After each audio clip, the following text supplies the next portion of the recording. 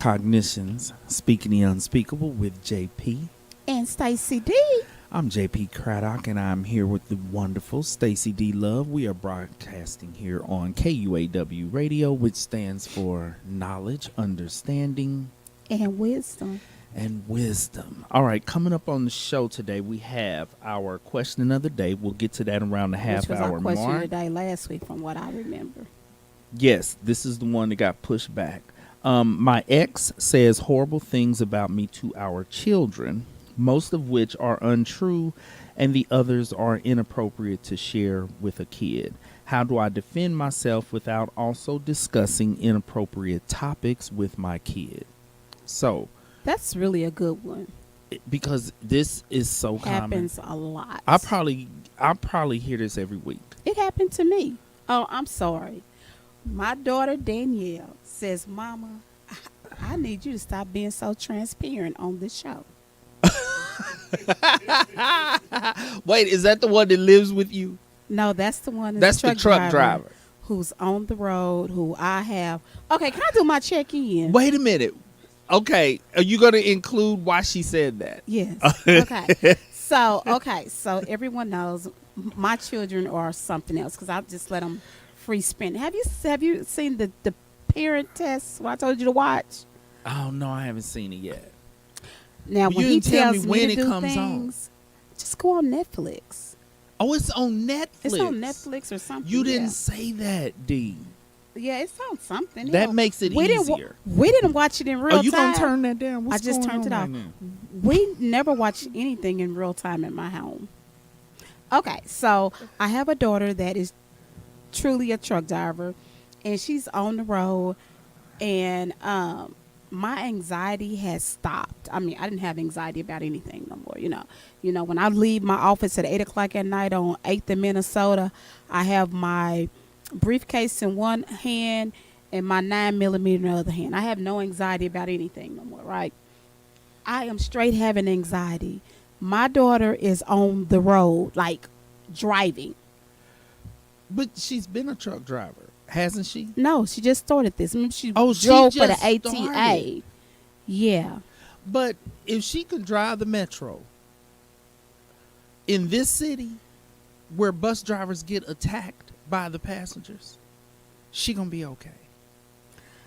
That was the more dangerous job. That should have had you up at night. No, that didn't. But her Really? on the road, her on the road has me really upset.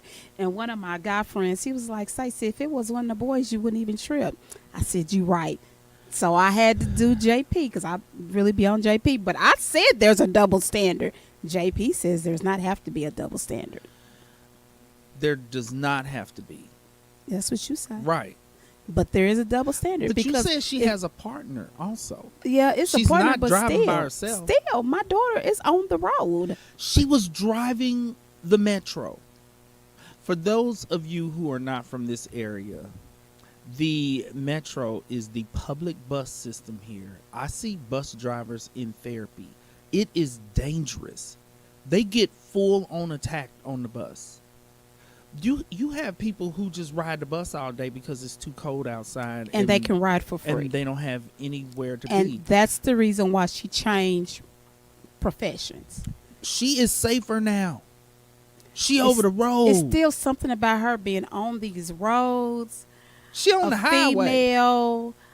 Yeah, it's just Oh, something. you want her driving the metro down Truce? No, I just want her to have like a thing that she can just come home every day. Oh, so she is. Oh, because she's Out new. there. Because Yeah. she's new. Once she gets some experience, because Night- my nephew is a truck driver, she'll be able to drive for Right. companies like FedEx and be home every night. Exactly. She'll go out and she'll be home at night. Yeah, she said But she has to starting get out, 6 yeah, she got to months. go out. Yeah, she's out. I won't see her till next month. What? Yes. But she says, "Mama, just watch the money goes into your account." Wow. A Yeah. month? Said she would not See, be. I don't think my nephew was ever. She he left wasn't out out like that. Monday, and she said because her birthday is March 31st, and she said I won't be in town. She won't be back until April. But they've got the full bed in the back, the little apartment in the back of the I truck. bought her a little rolling thing, a little rolling bag. Oh, okay, little suitcase. Yes, I bought her. They got a little refrigerator back yeah, there. but I Do you bought have her a pictures cookie of the pie. truck? No. Put the pictures up, Mr. Walker. I don't have any pictures. Oh, but Danielle was said that I'm too transparent, and she don't want all their business out there. She's like, oh, Mama. you too transparent about their business. Okay. But I thought it was my business. She says it's their business. Well, if you're involved, it's all of y'all's business. Exactly. But she's saying lead him out of it. So basically, because I went through this with that friend of ours that I cannot mention on the show Because you'll anymore. be in trouble again. Right. And I didn't even say anything about her in particular, but Leave it alone. yeah. We be keeping it way too real. That's the problem. And But folks what can't is handle the the name real. of our show? Speaking the unspeakable. So why are people trying to censor? And they know us. It's bad enough we get censored like by Twice already. the one on YouTube me and one on it. JP. Right. Like we got enough official censorship going on from Speaking the Unspeakable. We ain't got time for this family censorship. What did you say that they felt like, ooh, that was too much? What was it? Every week. Everything? They say every week. See, But you I'm don't sorry, really I say just- things that you don't say things that are embarrassing to them. I guess not. So what is she talking about? I don't know. But everybody, what was the show that you were talking about trying to get the kid out the house before the parents die? They don't like what you're saying. It's not too personal. Yeah. Well, I do want to bring back something from that. So my baby girl, her and Danielle had a talk, and she told Danielle, y'all are just clueless. Mama wants us here because y'all just do not know how needy your mom is. And I'm here, and I'm helping all of y'all because, I'm stopping my life. This is her. She's stopping her life to watch out for me. She's doing you a favor. And basically that's what she said. She's like, and I'm also doing you guys a favor too, because as long as me and Drea is in the home, she's not going to get connected to another man and mess with our inheritance. See, that's a whole separate reason. That ain't got nothing to do with helping you. That has to do with helping herself. That was foul. Now, see, I have had her back throughout the months, but that was foul. She didn't. Here's another area where she didn't meet the criteria that I was talking about, because remember we talked about people who are still living at home because of unmanaged mental health or because of addiction. But, and I don't know if I mentioned this, most of those people who are refusing to launch from the home are also broke and don't have a job. She actually has enough money to live on her own. Yeah, she has like 3 jobs, but she wants to do what she wants to do with her money. But I mean, she's it's easy choosing. just paying her mother $400, and she's able to do everything else she wants to do with her home. So it's still about she's Money. not broke, but she wants to be able to blow money. $400 is cheap rent. And to let her daughter live her best life. Her best life. Right. And my granddaughter basically said, I just want to let you guys know. Because they so funny, you guys. We be having these family meetings, and it just blows my mind sometimes. So this is my 12-year-old granddaughter.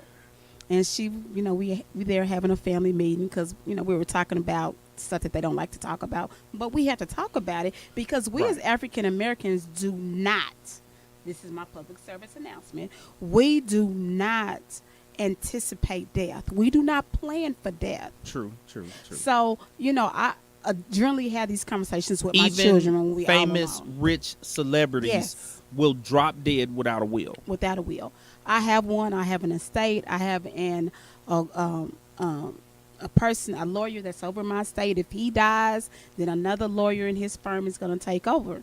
So my granddaughter was like, well, I'm I'm just going to let you know my plans. 12 years old. Because everyone has a voice in the family meeting. Well, honey, when I graduate from high school, I will be going to to some place in New York that focus on dance. Alvin Ailey School of Dance. No, it's not. It's not? It's not. It's a college. Really? Really. Because they are actually looking at her now.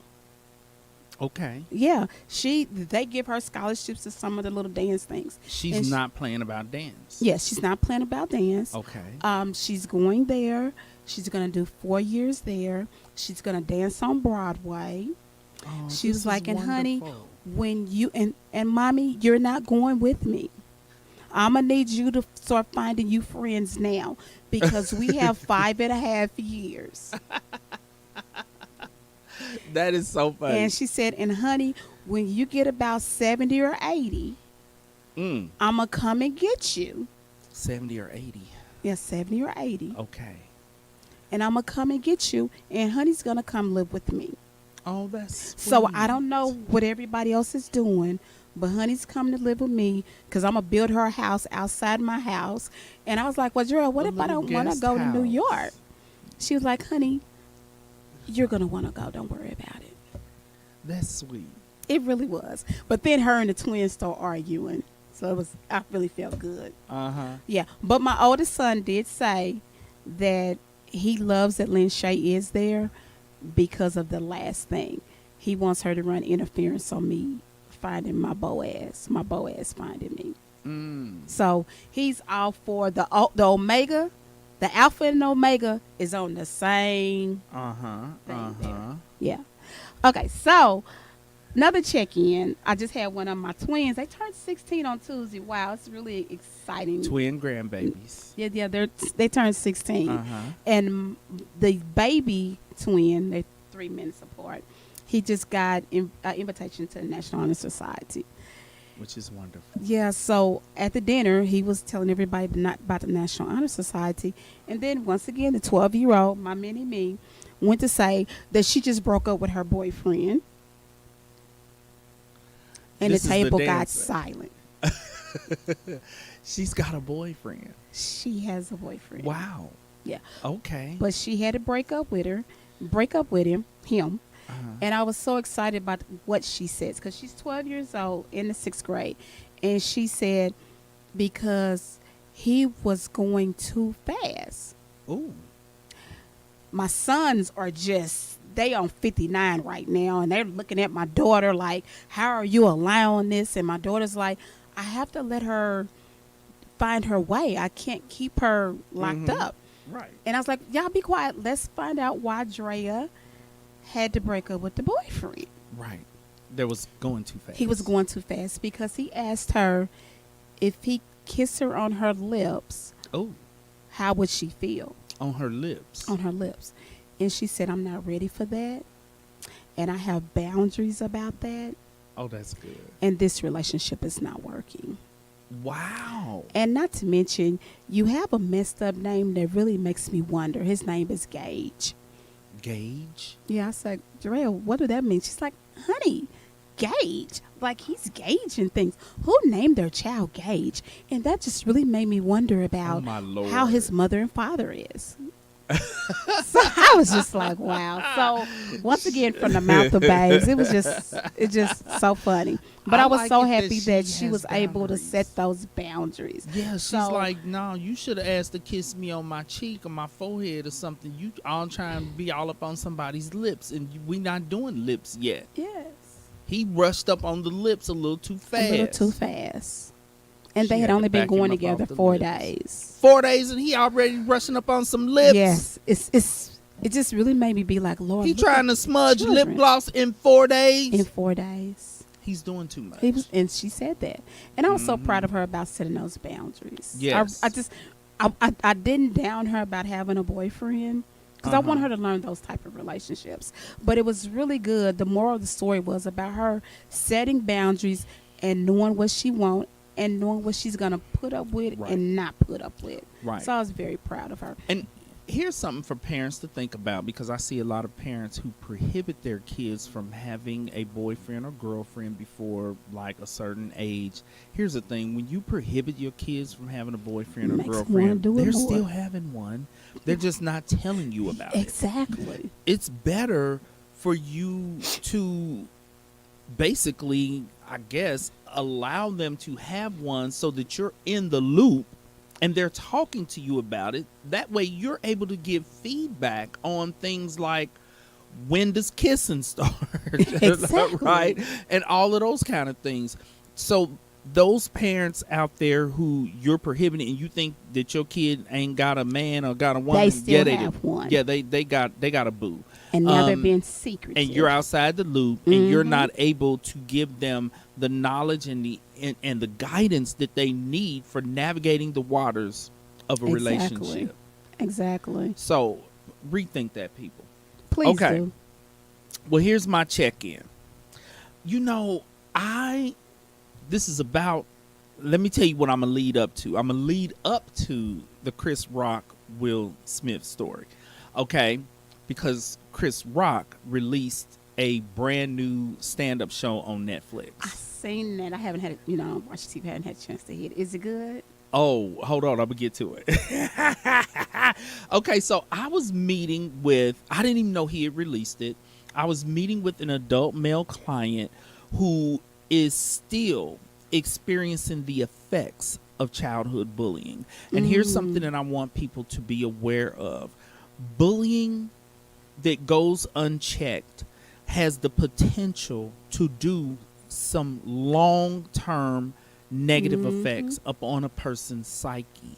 And so it is so important for parents, because my adult clients who are still processing through issues that center around childhood bullying and how it has affected their self-esteem, self-worth, their confidence that they can protect themselves, and with the males, just it affects their manhood. They feel emasculated, Yes. even into adulthood. Yes. And so it is so important for parents to teach kids how to handle bullying when they are kids. This is something that we always did with my boys, is we addressed bullying on an ongoing basis. Addressed it with them, addressed it with the school, put them in, karate classes, not just for them to be able to handle a bully. But karate's a whole nother But it level, helps though. with their self-esteem, self-worth, in addition to teaching Discipline. them what to do to a bully's face. Get 'em Okay? down. Because that was important. You got to know what to do to a bully. Okay. And so I'm meeting with this adult client, and I was giving him, because I see former bullies in therapy. I actually see some current, because there are grown bullies. And they oftentimes end up supervisors at agencies and companies, and they're still Big bullying. companies. Yes, and they're Because still they bullying. have a good characteristic. They just don't know how to hone in on it. And It's primitive. Yes, it's primitive, but they have some positive traits that Yes. results in them getting promoted. yes. But they end up being horrible managers and supervisors because of the bullying. And so I was working with this client, and I like to explain the psyche behind bullying, what a bully's mindset is. And I like to, explain to clients that the B in bully actually stands for a whole nother word, because that's what a bully truly is. And so What? after, Can we say that on the air? we can't say the other B word, but 'Cause I everybody don't knows. cuss. Yeah, So you not would anymore. have to say it. Not anymore, you don't. And so that evening, I stumble across this Chris Rock brand new stand-up show. I'm gonna have And to so watch it. I'm watching it. The last 10 minutes of the show was incredible. He addressed that whole situation. He addressed the rumor that him and Will and Jada had been beefing, and that he initiated. They basically had been kind of having some beefing, but he explained how it truly started. What I really liked is, one, he agreed with me that the B in bully stands for something else, but he didn't call Will Which would it Smith be? a bully. There go a good word. Which would it be? I like that. Yeah, let's flip it. And so he never called Will Smith a bully, but he described bullying behavior. But here's something that I really like. He took it to a whole other level. He's And I very like this. intelligent, though. He's very He is intelligent. intelligent. Yes. He took it to a whole nother level, and the name of the comedy special is this. He calls it selective outrage.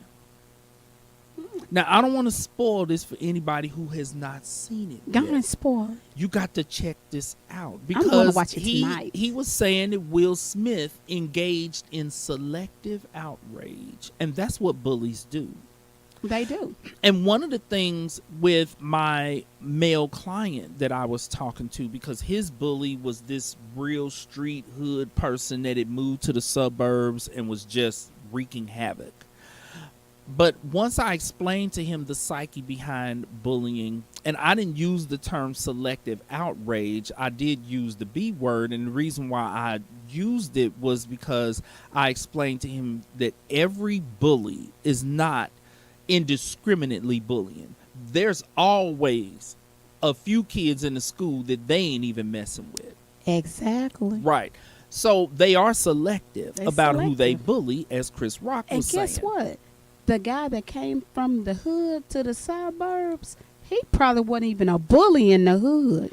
In the hood, he probably was getting bullied. Yes.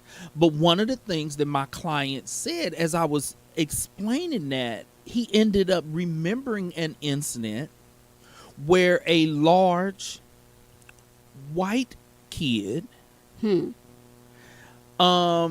saw the bully bullying him and stepped up to the bully and checked him immediately. And all of a sudden, bully got to Mr. be a which Drive-by would it be? shooting bully was no longer Mr. Drive-by shooting bully. He went on about his business. And so my client was like, "You're right." I said, "Yes." And when you are selective about who you are abusive to, one, you have some cowardice and some weakness and some insecurities within you. Yourself. Okay. And the being bully, that's what you are. So you have got to check out. Everybody needs to check out, because I love how. And we're not getting any money from Chris Rock. Yeah, but it's so good that people need to watch it, because he presents the whole story. And this is what I like about Chris Rock also. This was smart, because he could have immediately addressed it. But Chris Rock is like, if you gonna slap me like that, I'm gonna get paid off of that. But I'm cashing in on that. And he I'm gonna is. wait Look. until my Netflix special, and then I'm gonna do a whole segment on it, and I'm gonna lay it all. He laid it all out. It's great. So everybody need to check that out. Because I watched that several times, and people wanted to The say that. slapping. Yeah, and people wanted to say that Chris Rock was a punk because he didn't get back, but he used it a lot. He used a lot of self-control, because when he went back, he got a fist, and then he was like, "You just messed up your money, but I'm about to capitalize on that," because he just let it go. Oh, and yeah. came back up, And he I was like- explained. and that was like, wow. He explained all of that too. He addressed that. He's like, people ask me why I did not retaliate, and his answer to that is too good for me to even say. Doggone. So you got to hear from So you him. know I'm gonna be texting you tonight. And let me tell you, it's the last 10 minutes of the show. It's so good that I'd probably start with that last 10 minutes and then watch the rest of the show. That's how good it is. How he Really? broke it down. Yeah.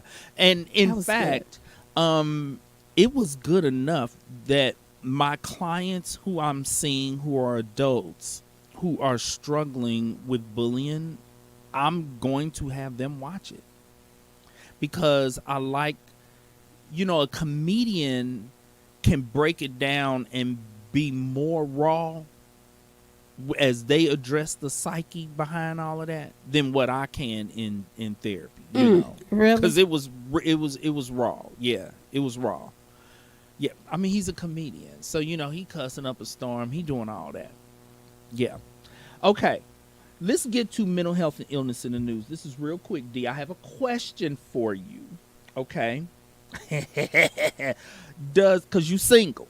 Okay. Does kindness trump ability?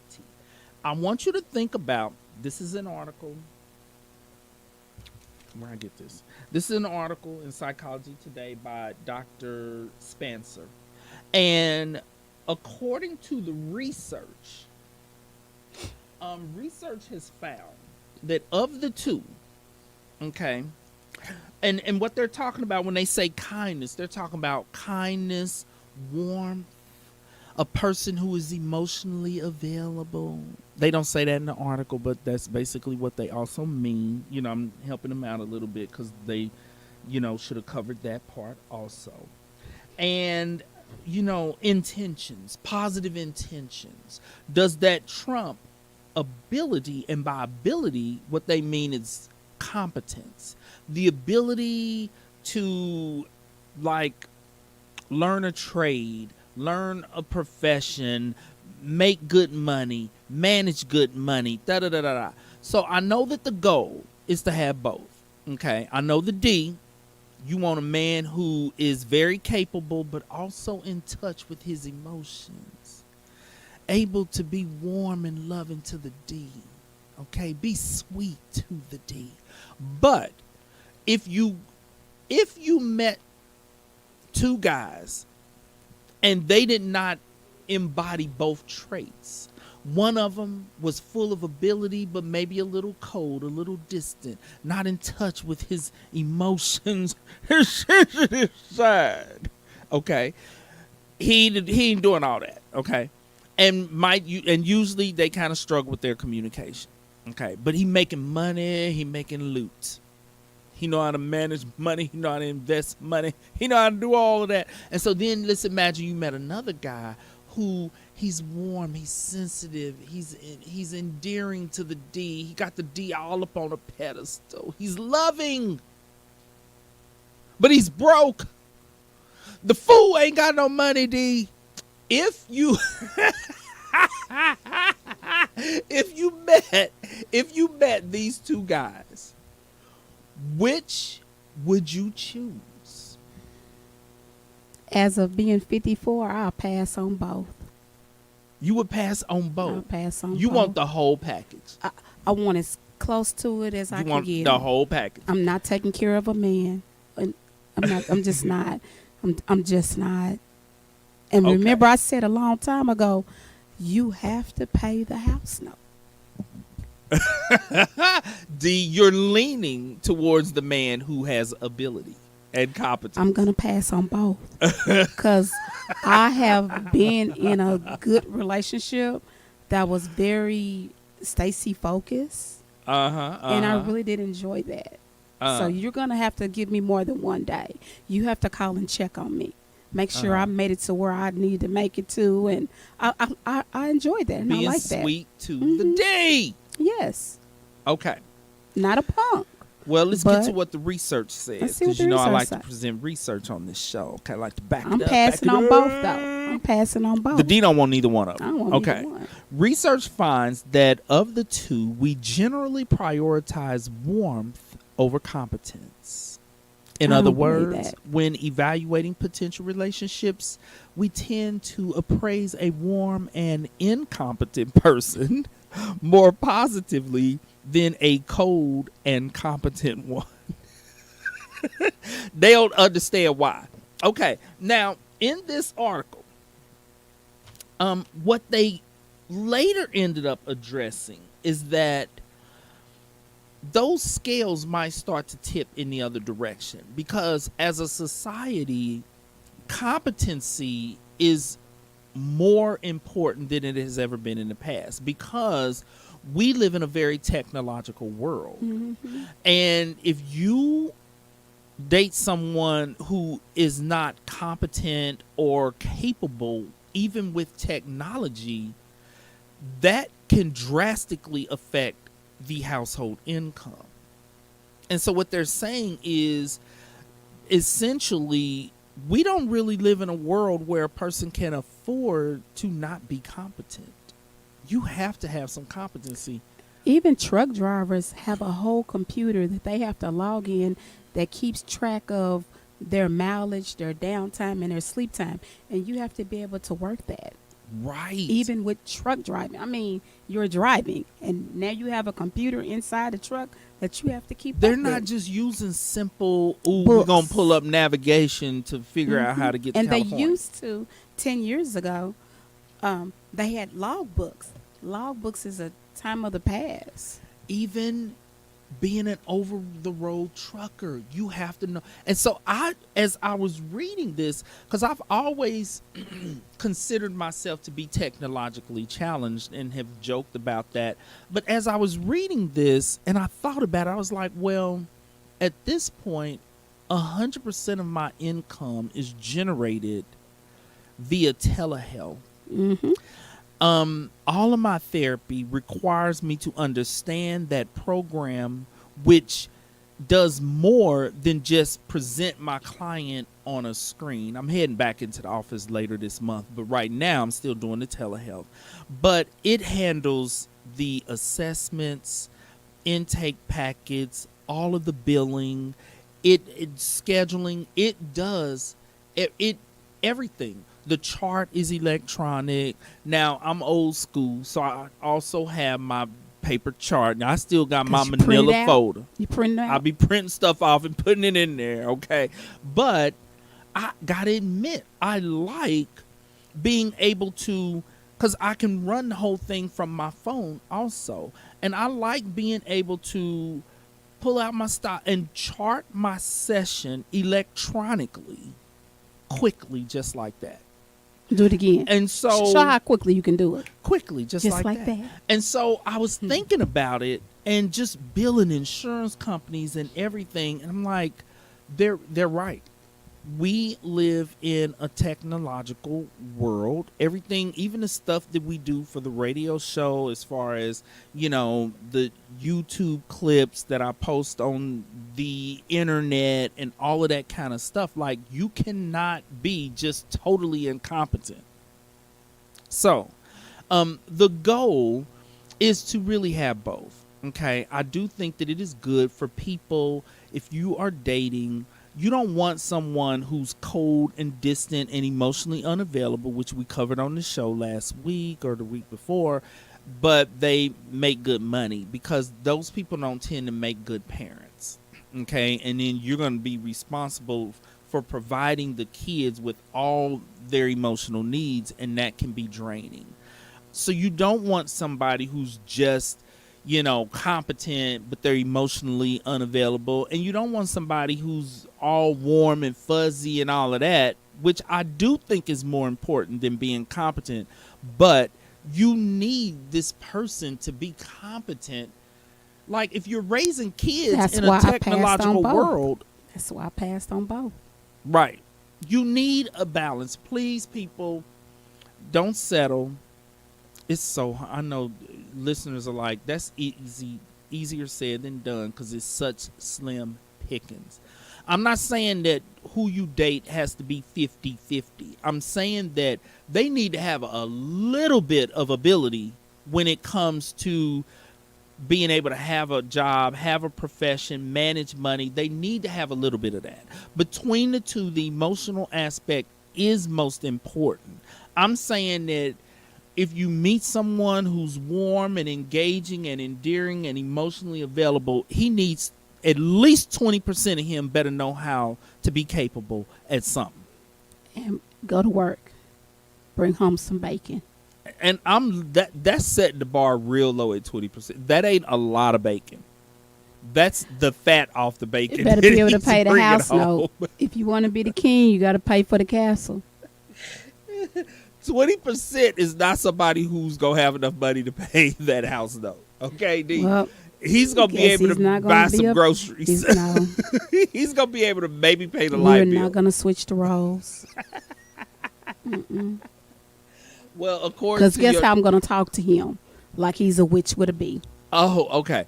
Well, I'm going to be very disrespectful. And that's what happens in a lot of marriages. It's according- not about you making a whole lot of money, but, you gotta make enough. you got to make enough. Well, according to your daughter and your granddaughter, ain't nobody coming up in there no way. So, Basically, and I'm going to New York when I get 70, 80. right. So I have like 20 years to kick it, you guys. That's it. That's it. So, fellas, if you're listening, your time is running out. You're running out. And you got to go through the D's daughter and granddaughter to get to the D. Okay. They Question said of not the on day. their watch. Yeah, right. Okay, question of the day. Fortunately, this is going to be a quick question. But remember, we started a little late. We started a little late. Okay. And so, my ex says horrible things about me to our children, most of which are untrue, and the others are inappropriate to share with a kid. So sometimes what is said is true, but it's inappropriate. Mhm. How do I defend myself without also discussing inappropriate topics with my kid? And this comes up in therapy all the time. Now, Dee, did you ever experience this? Hell yeah. Oh, you did? Okay. Yes. How did you handle this? Well, I was ignorant and young. So you went off. I didn't handle it the right way at all. I was You- 25. You acted a fool. Yeah, I straight did. But the thing about it was with my baby girl, the one that lives in the house now. It was her and our father, her father and I, because that was my first marriage, Uh-huh. and it was just a very bad breakup, and that's when she learned how to play the sides, Mm-hmm. and that's exactly what happened. If I was to go back, 25 years, I would have most definitely done it a different way. Right. One thing about it was is that I never did talk foul about my husband, my ex-husband, her father. I Okay. never said anything bad about that. He was talking mess. Oh yeah, he was talking real bad about me. Very reckless, very reckless. Mm-hmm. And I would have handled it a little bit better with her. I just ignored it. Okay. And but I wouldn't ignore it with him and his new wife. Like the ex-wife used to say things about me, and then the ex-wife, which he's still married to her and my daughter has basically no relationship because my kids are most definitely Team Stacy. Mm-hmm. So now my daddy gonna probably talk, but that's my daddy. But she literally, and I got on my daughter about that. She was combing my daughter's hair, and she was like 8 years old. And she was like, I don't even know how your mama wipe her butt and your mama and da-da-da-da-da-da. Just like really talking about my daughter. And my daughter just got up and started hitting her. You're not going to talk about my mama. Oh, wow. And I went and got my daughter. Wow. And I shot at them. Yeah, because she tried to whoop my daughter. Because it got real bad. This Everybody is reminds really, you I was only really 25, bad. 27 years old. And I This was is like, real bad. yeah, it got real bad because she tried to whoop my child. Uh-huh. And what you're not going to do, because you should have been an adult and not have those type of conversations. Right. But you chose to do that. Mm. So basically, you took yourself from up here to down here. Mhm. And that's why Right. my daughter got her. Because guess what? That's just how my children were. Even in the neighborhood, you're not going to talk about my mama because it's going to be a fight. Right. So, and even as me as an adult, I never played the dozens. Uh-huh. So those are just learned behaviors Right. from their mother. And then her trying to whoop my daughter, it was just a bad situation altogether. But Wow. as me being older and a more mature person, sometimes I just really would have set my daughter down and just really been like, some people are angry at times and they say things that they really don't mean and say things that's really not true. Right. So don't even be bothered with the things that he says. and just love on your daddy. Mm. And that's how. Which is hard to do, though. Yeah. If And that's me now at 54.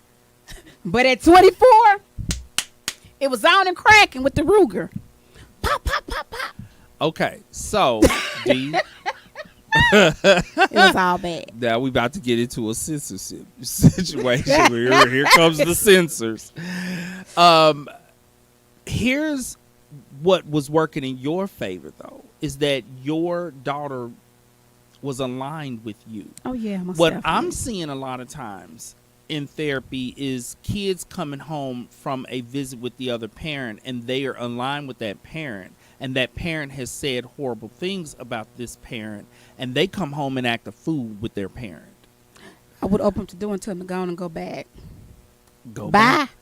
Right. And I'm that's not dealing with it. And that's what, that's not what happens. These parents end up, the kid comes home and launches a full attack. My daddy said you did this, or my mama said you did this, and you did this. I'm talking really personal things like See, said that's you when cheated on them and did this and did. Okay, guess what I did? I'm like, yeah, and I did. And that's not even your business for us to have this discussion about. And so that's now the D, you're getting to it. The first suggestion, feedback that we're giving is do not allow yourself to get sucked into this, JP because being what nice. the other parent is doing is using that child as a weapon against you. Mm-hmm. They are arming that child with all this ammunition for them to come home and fire it at you. And you have to be careful that you don't get sucked into it. And that's not all that disrespect. See, I didn't have that in my house because I beat them down. Right. And I'm talking about kids who are coming home and being blatantly You're not doing disrespectful. that. Because like I said, I will open the door and hold on a minute, let me call them. Can you Right. turn back around and come back and get them? Right. And they'd be on the front step with their bag. Come back and get them. Come back and get them. Here's where it gets difficult. And I see this a lot, where the kid comes home and they're saying, my daddy or my mama told me da da da da da da da. And it is true, but it's so inappropriate to discuss with a kid. But here's Shut it down. where the problem comes in. If they don't address it, it becomes a cancer in the relationship between the kid and the parent. Because let me give you an example of a common one. Let's hear this example. They will come back and say, my daddy said that you didn't even want me and you was gonna have an abortion. You wasn't even gonna have That happened to me. That too? Me and Lynn Shay. Lord mercy, D. I'm getting in trouble again. I'm gonna get in I'm trouble like, again. I can't believe this happened to you too. Yeah, he told her. Okay. And so the parent is like, one, I actually was contemplating an abortion. How do I explain this to a kid? My kid is 10. They're not old enough or mature enough to even handle this information because, as we've talked about many times before, their brain isn't even developed enough to handle that. And so the parent is like, I cannot get sucked into it, but my kid is going to continue to distance themselves from me because they now know this information, or I can respond to it and say, listen, I was going through some depression, or I was going through this, I was going through that, and here is how I ended up making a conscious decision to bring you into the world. And that's what I because did. that is more important than when I was contemplating an abortion.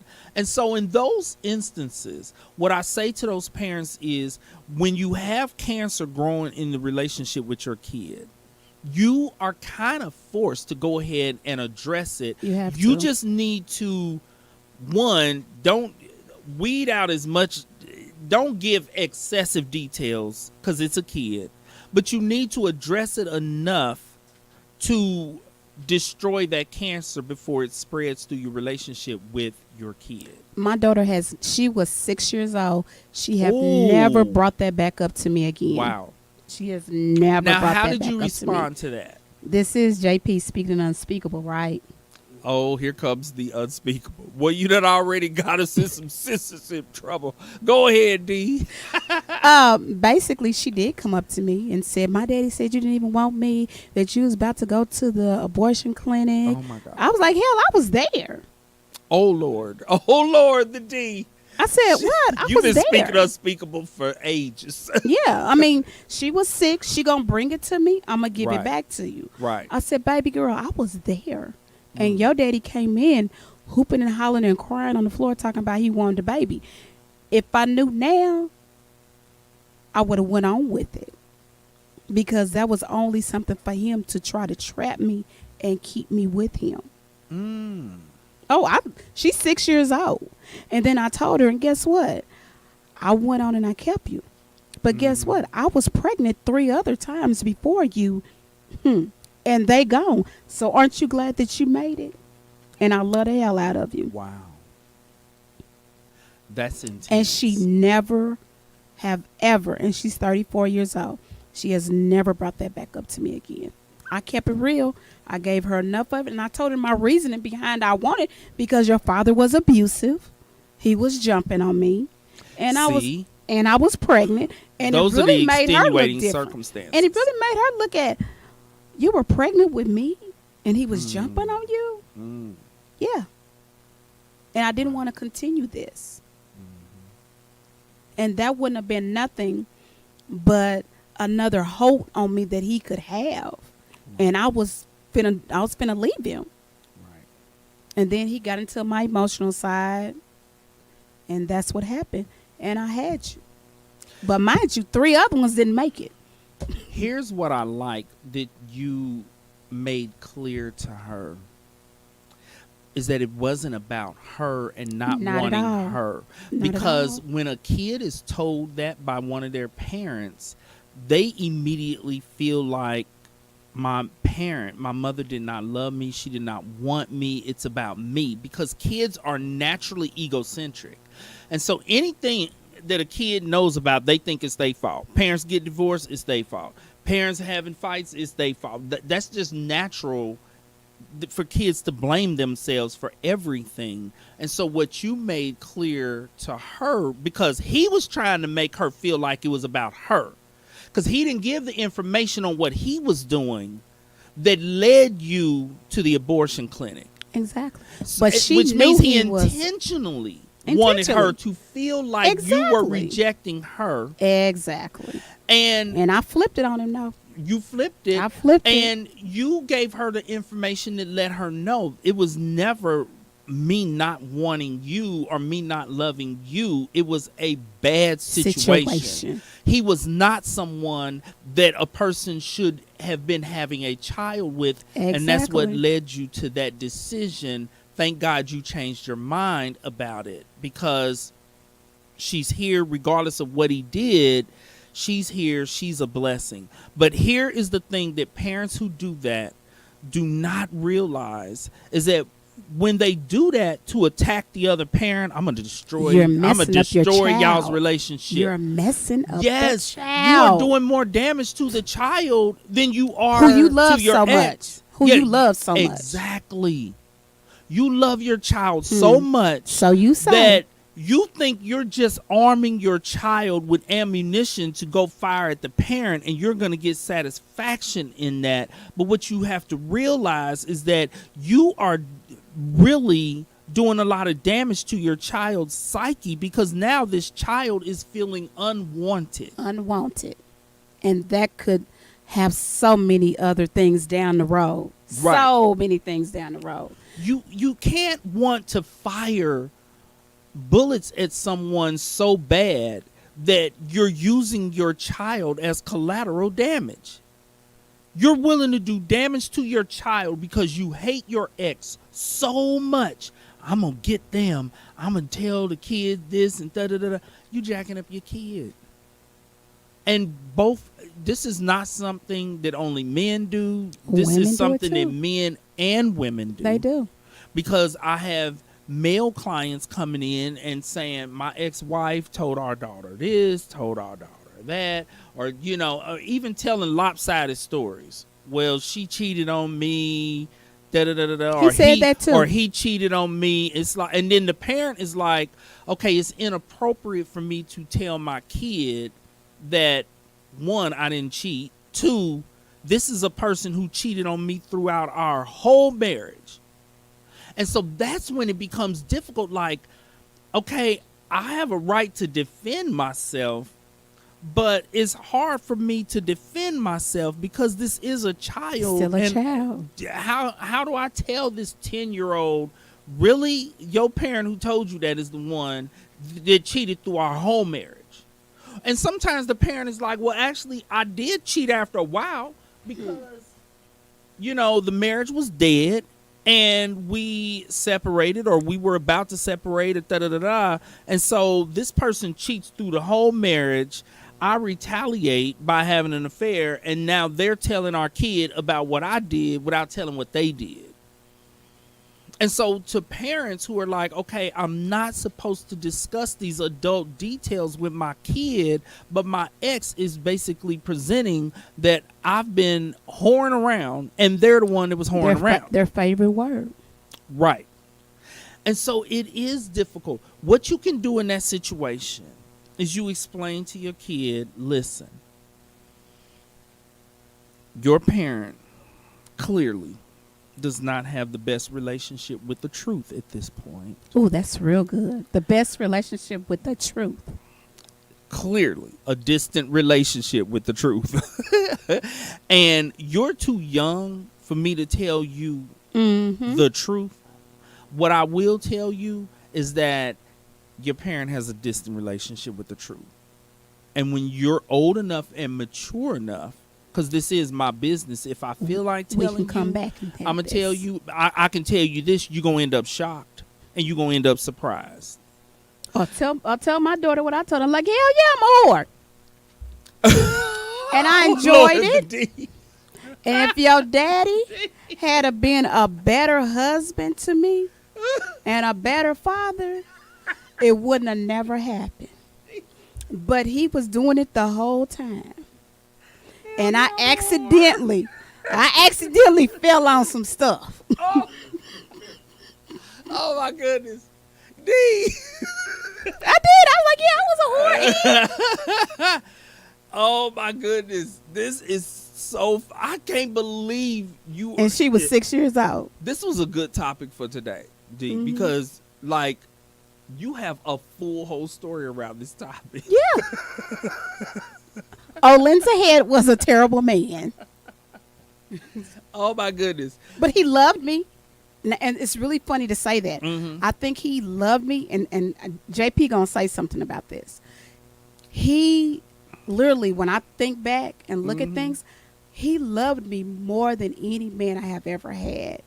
He just had a problem with showing it in a correct way. Okay. Yeah. But he most definitely, I truly believe that he loved me more than any man I had. I know not everybody has the same definition of love. Many people have many different definitions. True. To me, being able to show it and express it is a part of a person's definition of love. Exactly. You can't treat me like crap and me be convinced that you love me. And that's the reason why I left. That's the reason why I left, because I didn't like the way. It was his version of love. It was his version of love, which was not my good enough version for you. It wasn't good enough for me, more, and I deserved better. And that's like, bye, babe. And that is something else that I want people to realize, because I hear that a lot in therapy. Well, she loves me. He loves me. And I explain to clients, yeah, but what's that person's definition of love? Because what some people define as love is about how much I love my favorite pair of shoes. And you a human being. You deserve more than that. So when somebody, and this is something for parents to teach your kids, because sometimes kids, as soon as they hear I love you, oh, it's time to drop drawers and panties and give up the goodies. And you have to teach your kids, hold on a minute. their definition of love and your definition of love might be two totally different things. What they call in love, you might really consider to just be kind of liking somebody a little bit. Okay. Exactly. So you can't, when you hear I love you, you cannot automatically assign your definition to that person's words. You need to be sure that when they say they love you, that it is on the same level and matches your definition. Because there are people who love somebody and they kill them. Dead. How many couples, and buried them in the backyard. Somebody ends up dead and buried somewhere. Okay. But all through the trial, they still saying they love the person. Really, because they dead and you buried them in the backyard by the tulips. Mm-hmm. And a lot of that is their trauma. Because my first husband, that's what he was raised, which we just discussed. We talked he about was that. Raised in a house that love looked like that. Love looked like, and they were fighting all the time. What was unhealthy and dysfunctional. But Healthy it was categorized as love. Yes. And that person grows up. Yes. And they believe that that's what love looks like. Yes. And then they enter into a relationship with somebody and they're dishing out their unhealthy, distorted definition of love, an unhealthy depiction of it, and wondering why the other person is saying, looking at you like you crazy. Huh? You abusing me, but what this are you is talking love. About? But in the world they grew up in, that is love. That is love. Prime, I'm gonna say another little story. His mom was blind, and we grew up as cousins. Mm-hmm. His mom was blind, and she said that she drove past not biological cousins, for those of you who do not know this story. Okay. But she told my husband at the time, I just drove by Stacy's mama's house, Lynn, and I seen her in some man's yellow Cadillac. But she blind. And he immediately, I'm at home. Hey, baby, what you doing? Bloop. Then we fighting.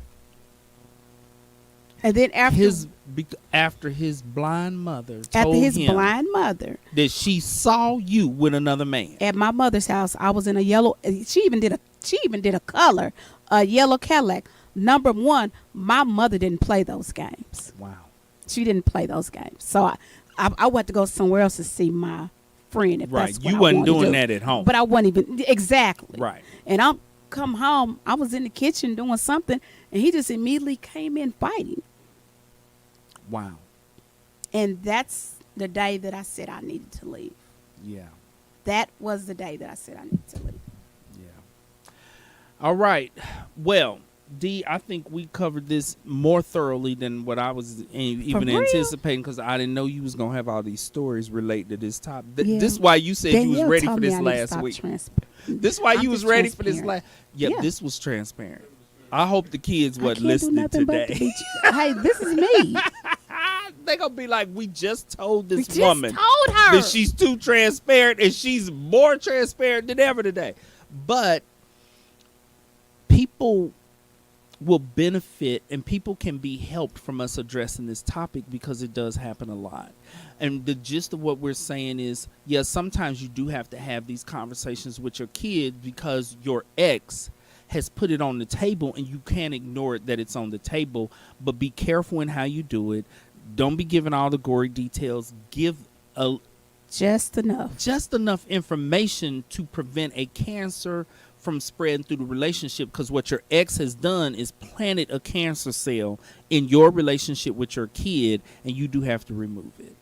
That's our show for today. Thank you all for joining us, and remember, worry about nothing and pray about everything, because it will come. Not when you want it to, but I promise you it will come. Thank you, and God bless. Bye-bye now.